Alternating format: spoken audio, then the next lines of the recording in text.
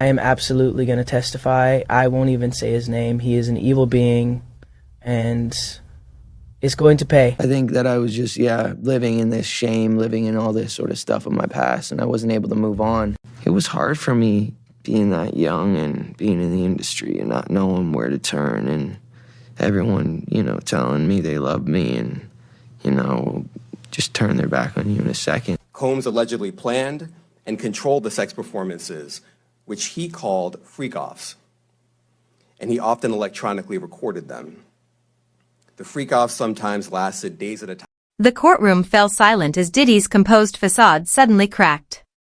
His fists clenched, his jaw tightened, and everyone present could feel the tension escalate when Justin Bieber's name echoed through the room.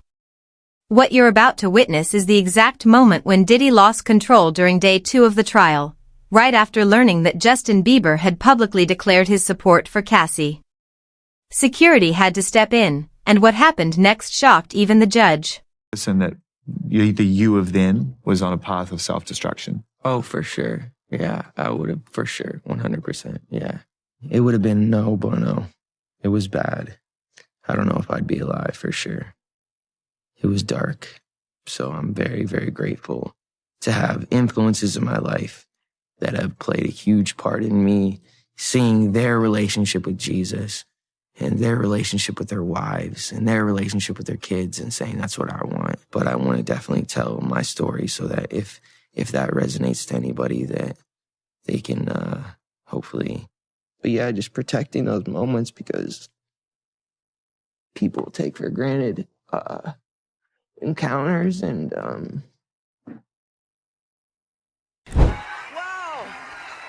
I feel violated right now. Wow. Lean into me again. You smell amazing. How old are you? Thank you. How old are you? I'm 16. I'll be 17 in like 2 weeks. I don't ever remember smelling that good at 16. Like that was bad. Yeah. Wow, look at your eyes. Look at what a beautiful... Bieber turned 15, and it suddenly seemed that Hollywood was keen to almost initiate him. I think that's the right word. Like there was almost like this initiation that he needed to go through. So I want you to be now super uncomfortable and watch this video of an interaction between him and none other than Diddy. Take a listen. Justin, you ever seen the movie For the Times of Their Lives? Like, where we hanging out and what we doing. We can't really disclose, but it's definitely a 15-year-old's dream. I have been given custody of him. He signed to Usher. I'm signed to Usher. I had legal guardianship of Usher when he did his first album. I did Usher's first album. I don't have legal guardianship of him, but for the next 48 hours, he's with me. So and we gonna go full. Young Justin Bieber, who was signed by Usher, involved with Scooter Braun. Now all of a sudden he's being put in the hands of Diddy, who, it is true, he became the legal guardian for Usher. You can look up all of the allegations of what Diddy did. The allegations are essentially that Diddy very much initiated Usher. As we are going through these lawsuits and Diddy is in prison, we are recognizing that everybody knew. This was an open secret about what Diddy was doing. So it just begs the question, who allowed Justin Bieber to be in the presence of this man, knowing what he was up to, allegedly up to? That seems to be very... Day 2 started with this weird calm in the courtroom. Diddy walked in, surrounded by his expensive legal team, acting all confident. But if you looked closely at his eyes, something was just off. He kept scanning the room like he was looking for someone who might jump out at him. Security wasn't normal that morning, either.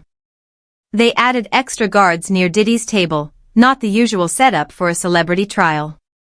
One guard stood directly behind his chair, another by the aisle. It was almost like they got a tip that something might go down. Then Cassie walked in, and everyone's heads turned. She wore this simple black dress with a white collar. Nothing flashy, but it made a statement. Her friends formed this protective circle around her, walking her to her seat like bodyguards. The contrast was clear. Diddy with paid security, Cassie with loyal friends. The really interesting part? Diddy couldn't stop checking his phone. He kept pulling it out, scrolling with his thumb. Then his face would get darker each time. At one point, his lawyer actually had to reach over and take it from him. That's when I noticed Diddy's hand was shaking. Meanwhile, the prosecution team was acting super weird. They kept passing notes and whispering behind folders. One prosecutor would show something on her tablet to another, and they'd both nod like they just got the final piece of a puzzle. They knew something big was coming. Diddy's main lawyer tried calming him down at least 3 times before the judge even arrived. He'd lean over, say something in Diddy's ear, and put his hand on Diddy's shoulder, but Diddy wasn't having it. He shrugged the guy off every time, once so hard that the lawyer actually had to steady himself on the table. When the judge walked in, her face told the whole story. On day 1, she was all business but relaxed. Today, she looked like a principal who just got told the troublemaker was planning something bad.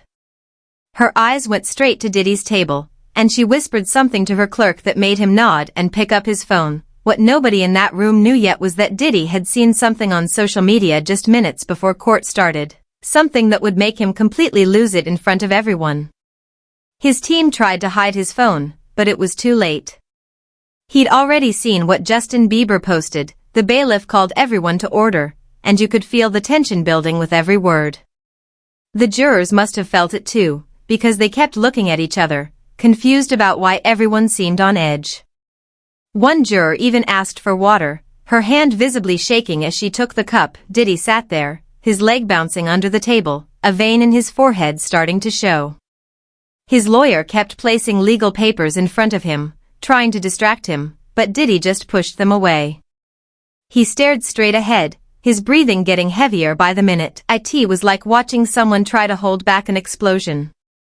The whole room knew something was about to happen, we just didn't know what would set him off, or how bad it would be when it did.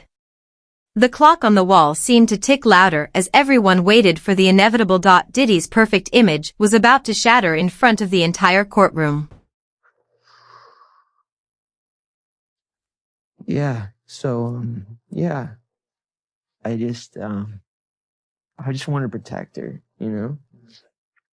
I don't want her to lose it. I don't want her to, you know, go through anything I went through. I don't wish that upon anybody. So, yeah, if she ever needs me, just think about how young I was and so impressionable. And you have everybody telling me how awesome I am at all times, you know, and like. Yeah. It's like taking a kid and putting a kid in a room full of nothing but sweets. Right. And just saying, I'll be back in 2 days. Exactly. I just want people to understand, like, the psychology behind why I potentially could have problems in my life. So. In time, let's talk about the fact that Combs' co-defendant in a civil case, a case, by the way, that accuses him and this co-defendant, another A-lister, of rape. This guy is once again slamming the attorney behind the case, insisting that he be sanctioned for allegedly not doing his job. We're talking, of course, about Sean Carter, better known as Jay-Z, once again calling out attorney Tony Busby, calling out his character, more specifically into question, claiming that the Texas attorney's filings have, quote, substantial. Now, we've talked about this before, but basically, a civil lawsuit was filed against Sean Combs on behalf of a Jane Doe who says that she was raped by Combs and another celebrity at a home after the Video Music Awards in 2000. While everyone focused on the drama in court, something huge happened online. Justin Bieber dropped a social media bomb that nobody saw coming, right in the middle of trial proceedings. Bieber posted a statement supporting Cassie that sent shockwaves through the music industry and into that courtroom. The whole thing hit especially hard because Bieber and Diddy go way back. Remember those videos of teenage Bieber hanging out at Diddy's parties? Diddy used to call himself Justin's mentor and big brother. He even bragged about helping shape Bieber's career. That history made this public statement feel like the ultimate betrayal. This wasn't some vague sending love and support message either. Bieber got specific. He wrote about witnessing Diddy's reactions and outbursts at industry parties, where he personally saw Diddy's behavior toward Cassie. He mentioned seeing Diddy grab Cassie's arm too hard at an after-party in 2015. He described Diddy cutting Cassie off mid-sentence and speaking for her during interviews. These weren't rumors. These were first-hand observations. During the first court recess, the post spread like wildfire. People in the courthouse hallways huddled in groups, showing each other their phones. One court officer had to remind everyone to turn their devices off before re-entering. Legal assistants printed screenshots for attorneys to review. Even some jurors looked confused by all the hallway whispers, clearly sensing something major had happened. The post included a powerful old photo that spoke volumes. It showed Bieber and Cassie at some music event from years ago, both smiling, but if you looked at Cassie's eyes, there was something there. Bieber's caption said he'd always respected Cassie's strength and was sorry I didn't speak up sooner. For Diddy, the timing couldn't have been worse. Bieber's 270 million followers saw that post within minutes. News sites were already running headlines. This wasn't just celebrity gossip anymore. This was a massive star with credibility taking a clear side during an active trial. Court reporters went crazy. One woman literally ran out of the courtroom to call her editor. Another was frantically typing on her laptop. A reporter from a major network mouthed, "Did you see it?" to his colleague across the aisle.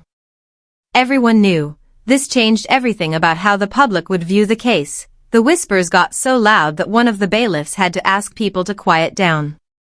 People kept showing each other their phones like they couldn't believe what they were seeing. Some looked directly at Diddy, trying to figure out if he knew yet. Others watched Cassie, who maintained perfect composure, despite surely hearing the commotion. What made Bieber's statement so powerful was the specific language he used. He called Cassie brave and truthful, and wrote that, "Certain behaviors I witnessed years ago troubled me deeply, but I didn't understand the pattern they represented." He even admitted, "I'm disappointed in myself for not recognizing the control dynamics that now seem so obvious." Diddy's attorney saw the post first.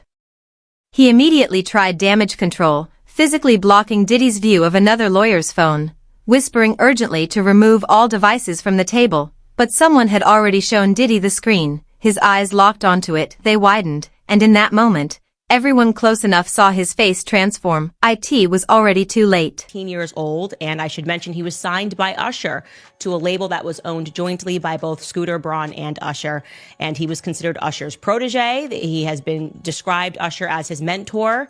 Justin Bieber, is continuing the purge. He has now moved to, his original mentor. So this is a very big story. And the reason why we should discuss this and we should not diminish what is happening, it's not celebrity drama. This is actually the fall of Babylon that we are witnessing. Hollywood Babylon, that is. He did an interview back in 2020 with Zane Lowe. I think this was on Apple Music. And he was speaking about another young artist that was coming up, Billie Eilish, and Eilish. And he was basically speaking about how he wanted to protect her because she was now another young person, a rising artist in the industry. And sort of out of nowhere, he became quite overcome with emotion. Take a listen. Yeah, I definitely feel protective of her. It was hard for me being that young and being in the industry and not knowing where to turn, and everyone, telling me they love me and, just turn their back on you in a second. So yeah, it's hard because I want her to know that, she can count on me. But at the end of the day, I'm never going to force myself to be in a relationship with her. It has to be natural, right? So I just kind of, let her do her thing, and if she ever needs me, I'm going to be here for her. But yeah, just protecting those moments because people take for granted. I'm not even kidding. Watching that clip makes me emotional because he is saying so much without really saying anything. Protect Billie Eilish from what? From who? When Diddy saw Bieber's post, his face changed like someone flipped a switch. First came this look of total shock, his eyes got wide, and his mouth actually hung open. Then his eyebrows pulled together as the betrayal hit him. But the scary part was watching that transform into rage. His nostrils flared, and his jaw clenched so tight you could practically hear his teeth grinding. A woman sitting 3 rows back later told reporters that Diddy's hands started shaking uncontrollably. He tried to grab some papers his lawyer handed him, but he couldn't even hold them steady. They slipped right through his fingers and scattered on the floor. That's when everyone started staring. The first real warning sign came when Diddy suddenly stood up. It wasn't a normal "I need to stretch" stand up, it was abrupt and aggressive. The bailiff, who'd been watching him closely all morning, immediately took a step forward. You could tell this wasn't the bailiff's first rodeo with someone about to lose it in court. Then Diddy said something that people in the front rows could hear clearly. After everything I did for that kid? Loyalty means nothing anymore. Then something about consequences that made his lawyer physically grab his arm and yank him back into his seat. The lawyer whispered something urgent in his ear, but Diddy just shook his head. His breathing got heavy and labored, like he'd just run upstairs. Court sketches from that moment are honestly disturbing.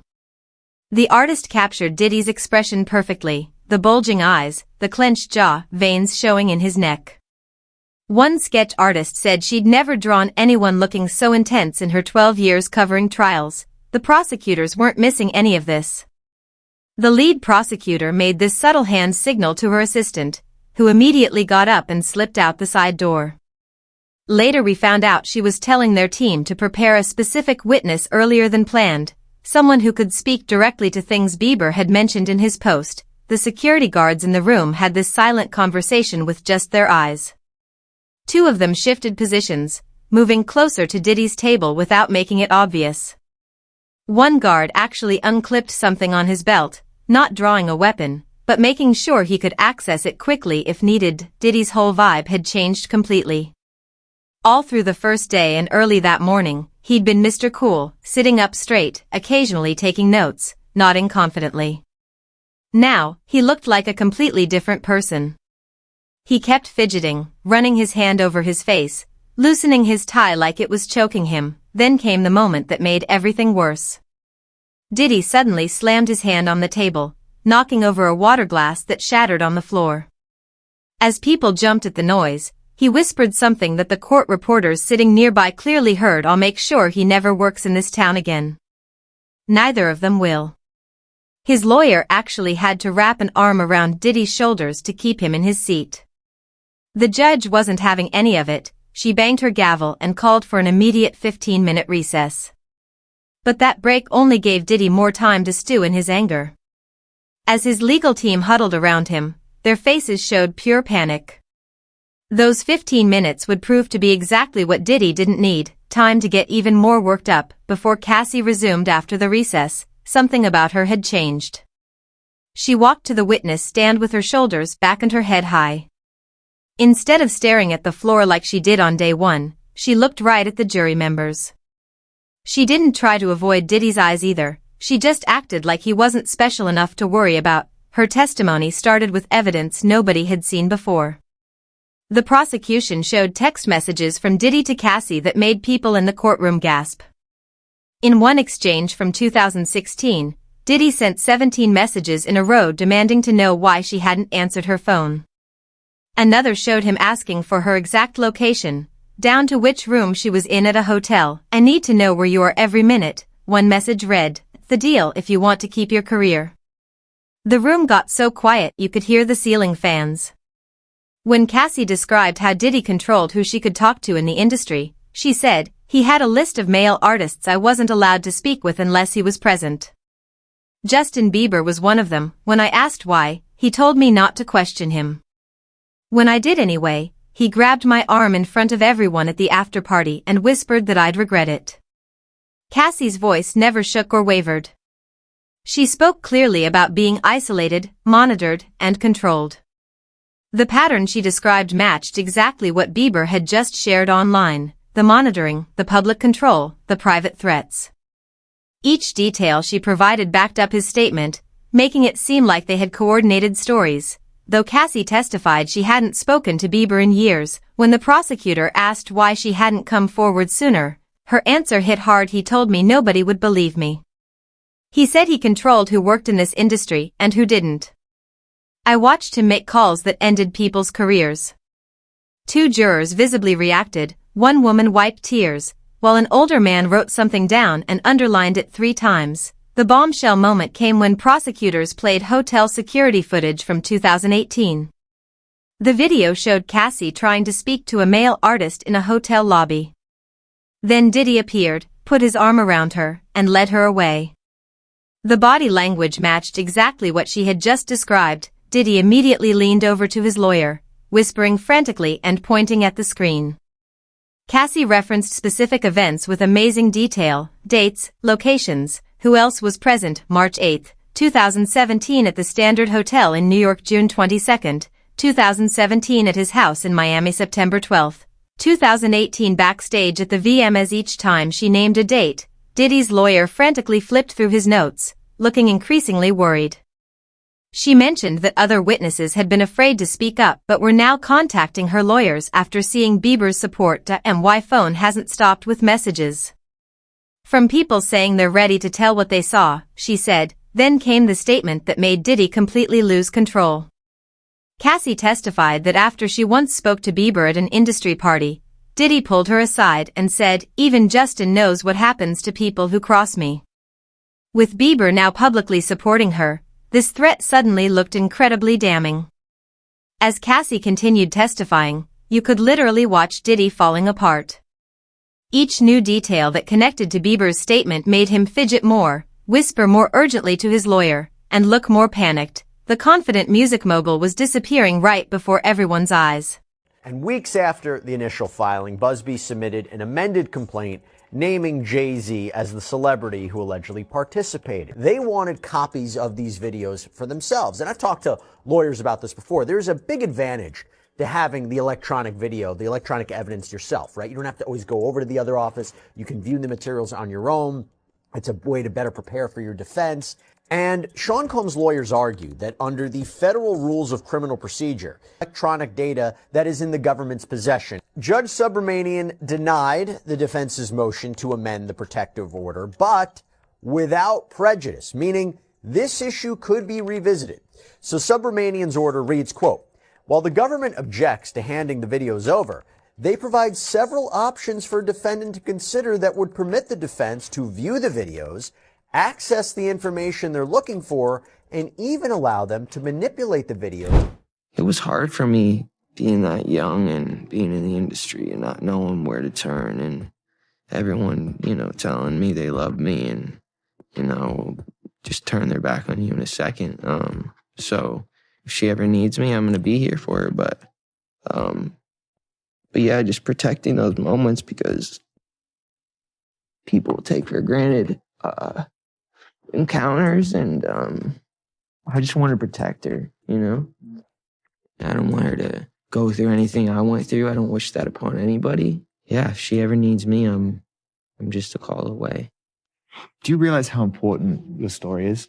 Every time I have a conversation with someone who's been through this unique type of experience, I'm searching for some kind of truth that can help. I commend you for going there and asking the tough questions and the things that people don't want to talk about, and they don't want to go there because it's revealing, and I want people to take a look at my story, and hopefully my words can make a difference. Just when everyone thought things couldn't get more intense, the prosecutor walked to the center of the courtroom with a folder. "Your Honor, we'd like to present evidence that directly contradicts Mr. Combs's claim that Ms. Ventura fabricated these allegations recently."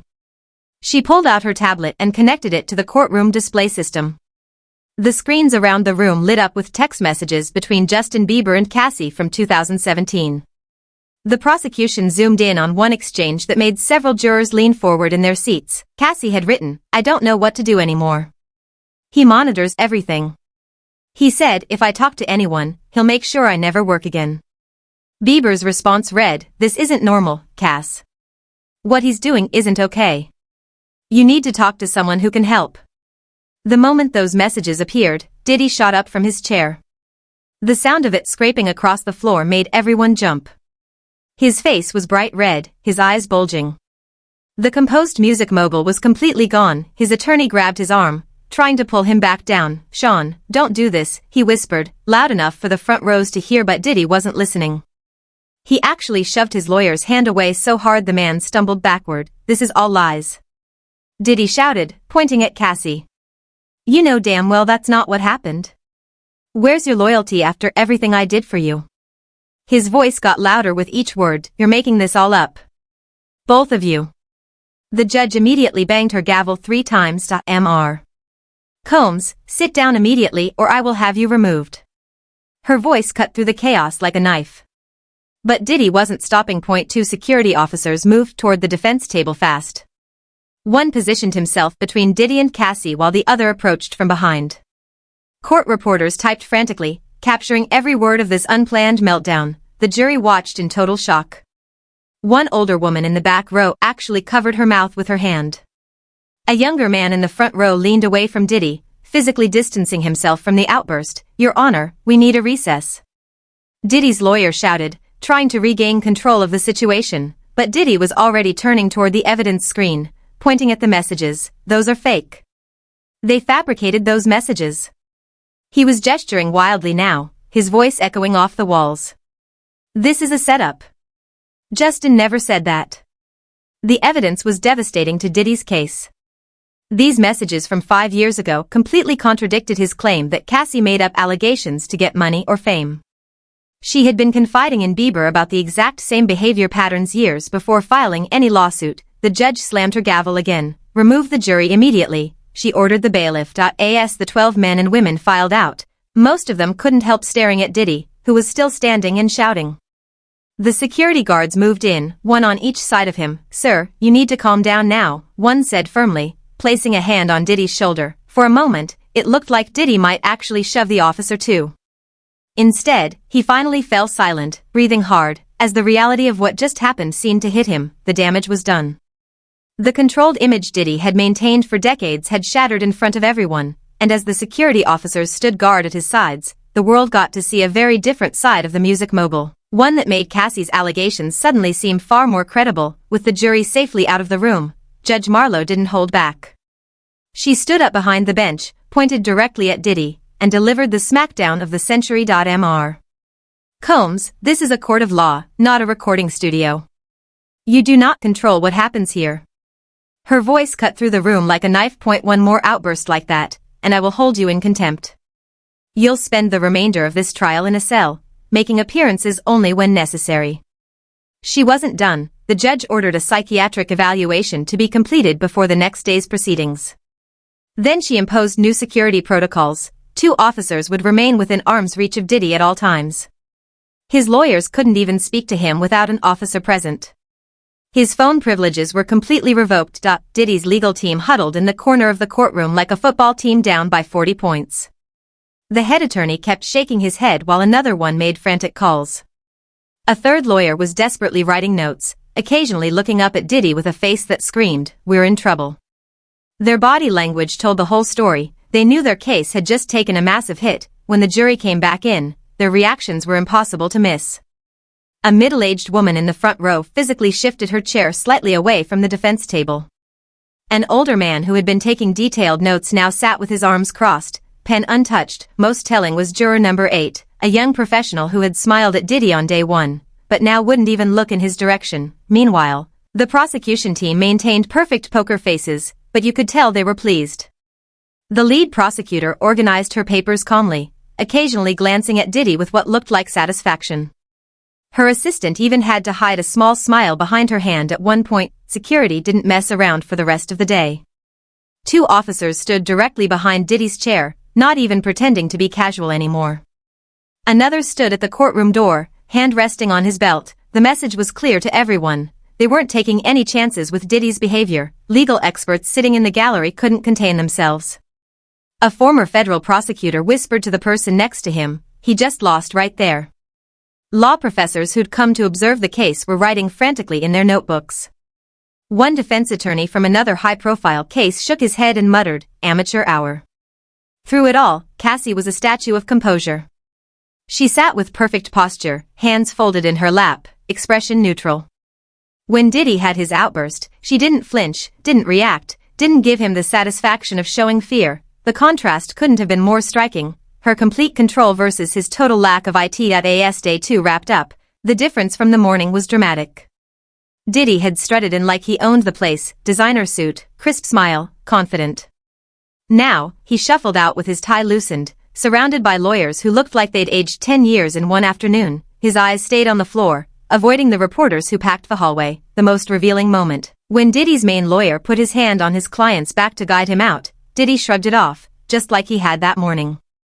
But this time, it wasn't from confidence. It was from defeat. What we saw in that courtroom wasn't just about evidence. It was about character. Cassie stayed calm and strong, while Diddy completely fell apart.